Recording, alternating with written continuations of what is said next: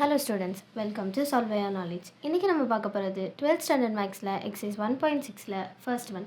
Test for consistency and if possible, solve the following system of equations. அதில் third subdivision நம்ம பார்க்க போகிறோம். So இதை நான் AB அப்படிங்கிற ஒரு augmented matrixாக எழுதிக்க போகிறேன். So first equation ஓடது, then second equation ஓடது, then third equation ஓடது. இதை நம்ம ரோ எக்லான் ஃபார்முக்கு கொண்டு வந்து இதோட ரேங்க் கண்டுபிடிக்க போகிறோம். ஸோ ஃபஸ்ட்டு நான் ரோ 2வையும் ரோ 1ஐயும் இன்டர்சேஞ்ச் பண்ணி எழுத போகிறேன். அப்போ தான் நம்மளுக்கு மைனஸ் பண்ணுறதுக்கு ஈஸியாக இருக்கும். அதனால் நான் இதை மட்டும் மாற்றுறேன். மீதி தேர்ட் ரோவை அப்படியே எழுதிக்கிறோம்.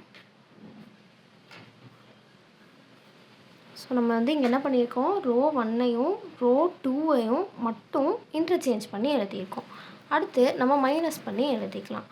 நம்ம ஃபர்ஸ்ட் ரோவை வச்சு செகண்ட் ரோவை மைனஸ் பண்ண போகிறோம். ஸோ செகண்ட் ரோ எழுதிக்கிறேன். 2 2 1 5. இப்போ ஃபர்ஸ்ட் ரோவை 2ஆல் மல்டிப்ளை பண்ணி எழுதுகிறோம். இப்போ சைன் சேஞ்ச் பண்ணுறோம், ஏன்னா நம்ம மைனஸ் பண்ண போகிறோம். ஸோ அப்படி பண்ணும்போது நம்மளுக்கு 0 4 -1 3 வரும். ஸோ இதுதான் செகண்ட் ரோ. ஃபஸ்ட்டு அதுக்கு ஃபர்ஸ்ட் ரோவை நம்ம அப்படியே எழுதிக்கலாம். செகண்ட் ரோக்கு தான் நம்ம கண்டுபிடிச்சிருக்கோம். 0 4 -1 3.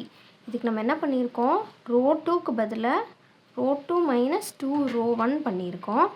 அடுத்து தேர்ட் ரோவையும் நம்ம இதே தான் பண்ண போகிறோம். 3 1 2 4. இது 3ஆல் மல்டிப்ளை பண்ணி எழுத போகிறோம். ஸோ 3 -3 3 3. சிமிலராக சைன் சேஞ்ச் பண்ணுறோம். ஸோ இது minus plus minus minus. So இது 0 4 -1 1 அப்படின்னு ஆகும். ஸோ இதுதான் தேர்ட் ரோ. ஸோ ரோ 3 நம்ம என்ன பண்ணியிருக்கோம், ரோ 3 -3 ரோ 1 பண்ணியிருக்கோம். இதுக்கப்புறம் நம்ம தேர்ட் ரோ மட்டும் சேஞ்ச் பண்ணால் போதும். மீதி எல்லாமே அப்படியே எழுதிக்கலாம். ஸோ நான் தேர்ட் ரோவை செகண்ட் ரோ வச்சு மைனஸ் பண்ண போகிறேன். செகண்ட் ரோ எழுதிக்கலாம்.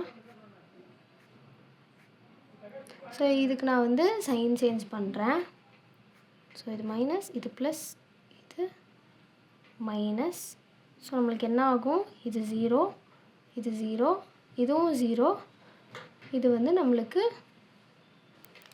இது +1ங்கிறனால இது +1. ஸோ இங்கே +1 1 -3 -2. ஸோ அப்போ கடைசி ரோ 0 0 0 -2 ஆயிருக்கு.